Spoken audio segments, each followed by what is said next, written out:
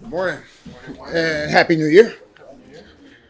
Before I start, I just found out, what's going on in the city of New Orleans. Just want to make sure that, offer condolences to all those that are affected. Obviously, it's a very unfortunate thing that happened.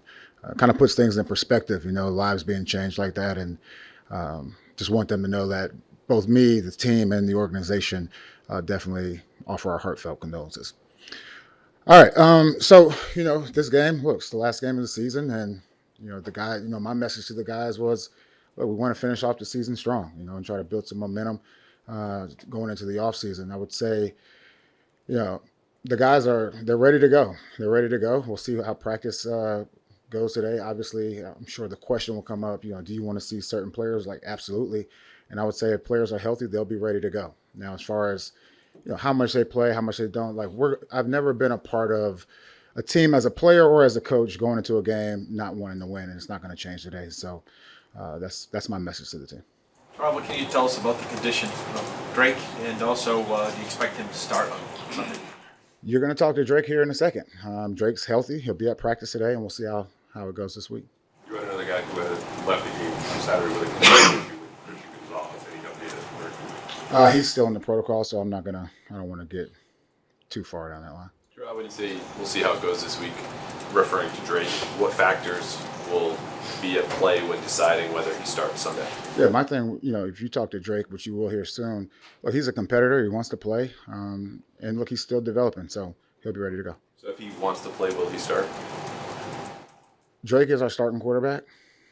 If he's healthy and ready to go as we go through this week of practice, then he'll play. Jerod, you said that you want to make sure that you're winning the game, but also mentioned earlier that you want young players to get opportunities. How much of an opportunity is this game to get those guys more chances? Yeah, we'll have to see how the game goes. So. Yesterday, you guys waived Yannick. What went into that decision? Yeah, just trying to give a veteran player what you've seen over, it's not just Yannick, but give him an opportunity to catch on with a team that will be in the postseason. About and I'll just say this about Jan. Like, he did a great job. Like, he was great in the meeting rooms. He was, great out there in the practice field. A veteran that brought a lot to the table, and wish him nothing but the best. What about Jerod, for a guy like Drake? You've made it this far into the season. There's only one game left. What about the risk of injury now with just this one game? Yeah, I mean, that's any position. I know oftentimes we focus on the quarterback spot, but that's part of playing football. Is that a concern sort of saying to the team, if you were sit him over here, that he's more important than everyone else? The team, everyone that's healthy will be ready to play and are expected to play. I know I think it was one day you addressed the idea of Joe maybe getting some time. Yeah. What's the level of faith there with him? I know you know what chapter he went through with Kobe, but specific to Joe, is this possible? I would say it's still all up in the air. All three quarterbacks, as we've carried two, and the emergency quarterback will be ready to go. What have you seen from Joe since he got in the building in April, early May to where he is now? Yeah, just, I think, his ability to read coverages has definitely improved. Look, he has all the physical tools. I would say the command of the huddle has also improved, and he's done a good job on the show teams throughout the week. So, You talked about laying a foundation. Mm-hmm. Which portions of the foundation do you feel are most solidly laid so far in terms of from last January to a year later? Yeah, I'm not going to get into the different position groups, but I would think that we all feel. I mean, franchise-wide, culture-wide, locker room-wide. Yeah. Going back to, look, these guys have come in here every week, and I know our record is what it is, but they come in here every single week during a hard season, ready to work, going out there trying to get better. And I think that's huge. That's part of it. Jerod, what have you learned about Drake to this point, and what more could you learn? I feel like we talk about this often. I would just say his ability to change the page and learn from his mistakes. Any reflections on this being the last week of the season and just what this journey has been like for you so far?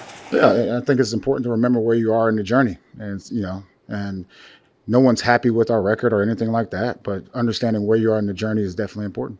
How much better a coach are you today than you were at the time as you go and build this process? Yeah, for me, first year doing anything, there are going to be growing pains and things like that, and you have to learn from those mistakes and move forward and do the things that you did well early in the season and carry them over to the next season. You mentioned Stan Campbell before when talking about the lumps he expected to take in your first year. What stands out to you about how he was able to turn things around? Well, it takes time, but I would say, you look at those guys now, both from a roster and a coaching perspective, like from his first year to his second year to his third year, all those things, there was change, and he got it nailed down, and those guys are playing well. And I would, there are other examples about that, other examples, but right now I'm focused on the Bills for the most part, and that's what we're going to do. You said earlier that we'll have to see how the week goes before you make any decisions about quarterbacks. What will have to happen during the week to change anything from what you've done in the past?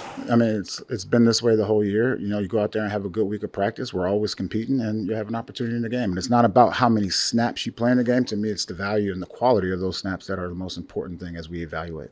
What have you learned about yourself this year? You're being serious. This is the same question. Just being resilient, just trying to be resilient. It hasn't gone the way that any of us have wanted it to go. And it's a huge piece of it. Steve Jobs, I think, he had a quote where you have winning seasons or winning years, and then you have character building years. And this has been one of those character building years that I'll always remember. And you said on Saturday that you hear the fans and some of the chants. Does that affect you?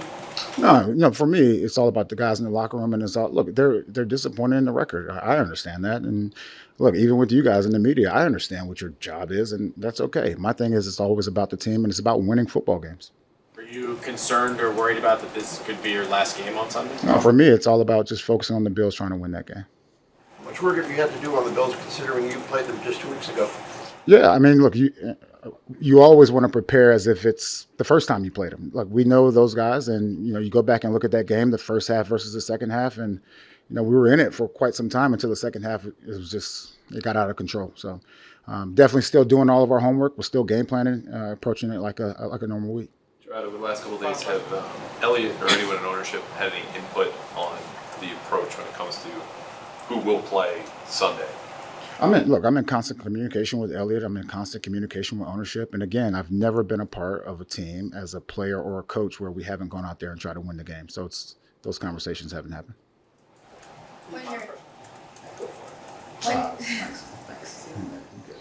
When you're assessing, trying to figure out why things are going wrong, how do you parse through what's the result of coaching, player execution, talent? Yeah, that's part of it. Like, you have to evaluate everything. You have to evaluate the different processes throughout the week. You have to evaluate the coaches. I have to evaluate myself and have others evaluate me. Everyone's under. Look, when you have a season like this, you got to evaluate everything. All right, appreciate it. Happy New Year.